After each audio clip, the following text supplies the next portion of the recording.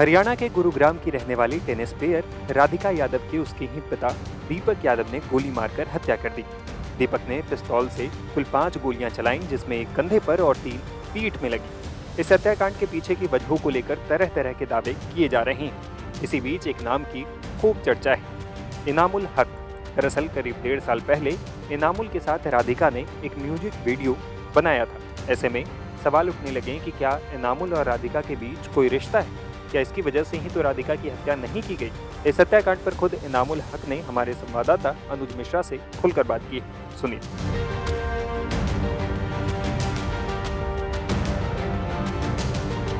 इनामुल जी बोल रहे हैं? नाम बात कर रहा हूँ जी। जी नाम जी बात कर रहा हूँ जी। इनाम जी, अनुज मिश्रा बोल रहा हूँ टाइम्स नाउ से। जी। जी अनुज जी बताएं। सर, वो राधिका वाले केस के रिगार्डिंग बात कर रहा था। वो एक वीडियो आपका उसके साथ था, तो वो वीडियो कब शूट हुआ था सर? कुछ 1.5 साल पहले। 1.5 साल पहले। तो उसके बाद क्या कभी आपकी राधिका से कोई बात हुई या कभी उसने आपसे बात किया? नहीं नहीं नहीं, राधिका ने कोई बात नहीं की और मेरी भी कोई बात नहीं हुई। बस जब गाना रिलीज हुआ था उस टाइम वो जो गाना जब भी कोई एक्ट्रेस और एक्टर करते हैं तो प्रमोट करते हैं ना सोशल मीडिया पर। जी जी। वो कोलैब वगैरह उसने एक्सेप्ट नहीं किया था एंड कुछ एक बार स्टोरी लगाई थी बट ज़्यादा प्रमोट नहीं किया था। देन मैंने देखा कि उनके दादाजी नहीं रहे, उन्होंने स्टोरी शेयर की थी तो मैं समझा आई थिंक ये वजह होगी कि राधिका ने प्रमोट नहीं करा। और उसके बाद हाँ, उसके बाद 3 महीने पहले फिर मैंने उनको एक वो ज्वेलरी का शूट आया था दिल्ली में।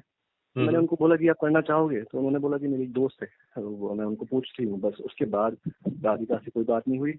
एंड जैसे व्हाट्सएप हम सबको करते हैं ब्रॉडकास्ट मैसेज, कोई भी प्रोजेक्ट आता है, कोई भी शो आता है या म्यूजिक वीडियो आता है, तो वो सबको में जाता है उस ब्रॉडकास्ट जिसमें राधिका का नंबर भी है। तो राधिका को मेरे वही मैसेज जाते रहते हैं।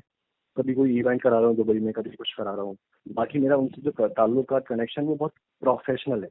मतलब मैं राधिका के सिवा पूरे घर में किसी का नाम नहीं जानता हूँ, कहाँ घर है, क्या करते हैं, कुछ भी नहीं। बिकॉज इस तरह मैं राधिका की तरह काफी सारी एक्ट्रेसेस के साथ काम कर चुका हूँ। तो मान लीजिए कल कुछ अगेन ऐसा कुछ हो जाए तो मैं अगेन यही शॉक दूंगा कि मैं तो कुछ जानता नहीं हूँ। एक एक्ट्रेस अननोन होती है और हम भी उसके अंदर में प्रोजेक्ट करते हैं, खत्म।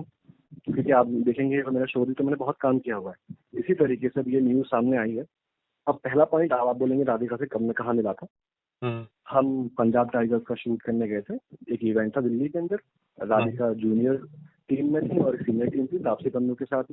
राधिका की जो वीडियो बाइट्स मेरी टीम ले रही थी और वो बोलते हैं कि इस लड़की का जो स्क्रीन लुक है बहुत अच्छा है इनाम जी। तो मैंने बोला हाँ आप शूट कीजिए, जितना फुटेज निकाल दो।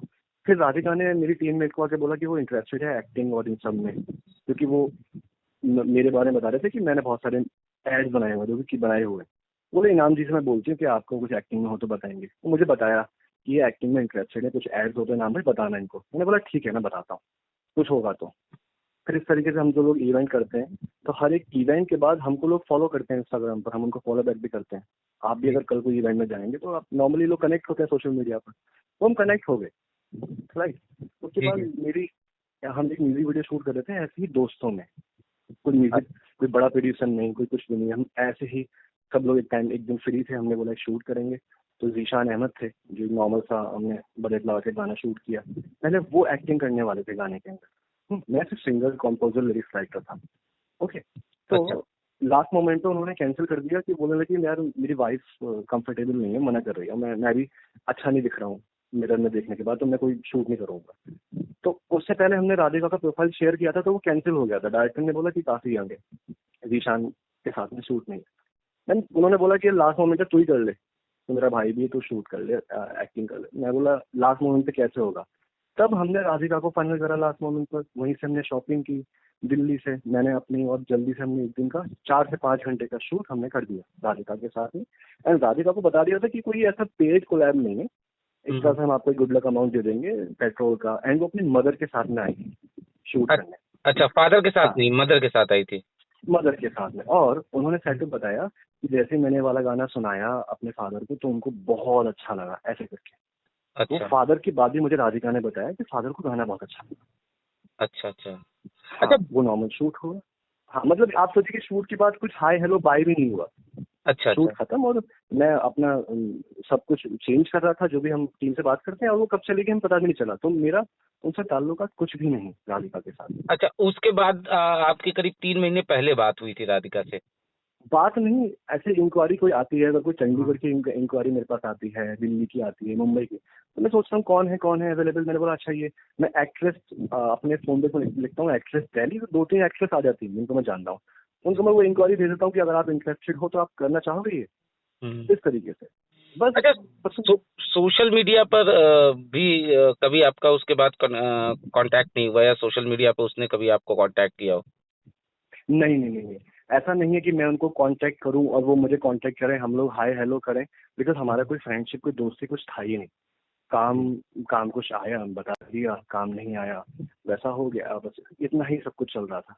एंड जैसे कि अकाउंट डीएक्टिवेट एक्टिवेट बहुत सारी गर्ल्स करती रहती हैं, नॉर्मल बात है, कभी डीएक्टिवेट कर दिया, कभी एक्टिवेट कर दिया, अलग अलग वजह होती है। कभी कोई स्टडी में ध्यान देना चाहता है, कुछ है तो वो डीएक्टिवेट कर देते हैं, तो अकाउंट डीएक्टिवेट एक्टिवेट होता रहता है। जब भी कोई स्टोरी राधिका ने डाला तो उसने कभी मैसेज कर दिया, ये सब चीजें नॉर्मल चलती थी।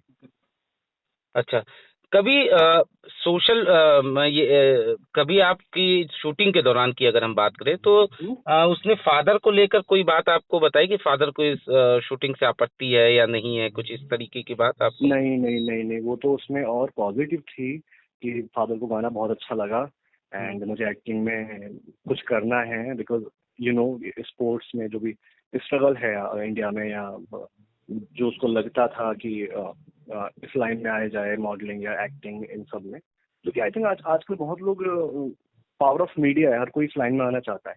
तो आई थिंक उनकी ख्वाहिश थी कि आगे और भी काम करें, वो मुझसे ही नहीं, वो डायरेक्टर के साथ में भी और टीम में डीओपी कैमरामैन सबसे बातचीत हो रही थी, कुछ भी प्रोजेक्ट हो मुझे बताना, लाइक दिस। लेकिन उसके बाद उसने कोई शूट किया नहीं, उसके बाद वो मतलब वो उसका लास्ट था? हाँ, उसके बाद कोई शूट किया नहीं, क्योंकि मैंने इंस्टा पे मुझे सामने आ जाता, ऐसा कोई शूट नहीं। रील्स वगैरह जो नॉर्मल लोग बनाते हैं वो रील्स वगैरह बनाती थी, दैट्स इट, और इसके सिवा कुछ भी नहीं। और वो अकाउंट, वो गाना जो था उन्होंने डिलीट भी कर दिया था अपने सोशल मीडिया से, एंड बहुत सारे पोस्ट भी डिलीट ही कर दिए थे जितना मुझे याद है। अच्छा। एंड मुझे भी लगा कि गाना बहुत फेमस हुआ नहीं, प्रमोशन अच्छे से हुआ नहीं, एंड मैं भी बड़ा खराब लग रहा हूँ। मैंने सोचा इसको डिलीट कर दूंगा, दोबारा रिलीज करूंगा कोई और आर्टिस्ट के साथ में जो नोन होगा। जैसे मेरे अभी तक गाने आए हैं साहिल खान, सुम्बुल तौकीर, मृदुल, मैंने सोचा ये बेहतर होता है कि कोई नोन पर्सन के साथ में काम करो, गाना थोड़ा विजिबिलिटी ज्यादा मिलती है, माइलेज अच्छा मिलता है। वहीं पुलिस की शुरुआती जांच में सामने आया है कि राधिका टेनिस एकेडमी चलाती थी, उससे अच्छी कमाई हो रही थी। राधिका के पिता को लोग ताने मारते थे कि बेटी की कमाई खा रहा है, इससे वो नाराज था। हालांकि रिश्तेदार बताते हैं कि राधिका के पिता दीपक यादव को अपनी बेटी पर बहुत गर्व था। उन्होंने राधिका को बचपन से टेनिस खेलने भेजा, टूर्नामेंट्स में साथ गए, उसकी जीत पर गर्व किया। तो आखिर ऐसा क्या हो गया कि वो अचानक से अपनी बेटी के दुश्मन बन गए? क्या हकीकत में गांव वालों की बातें इतनी बड़ी वजह बन गई?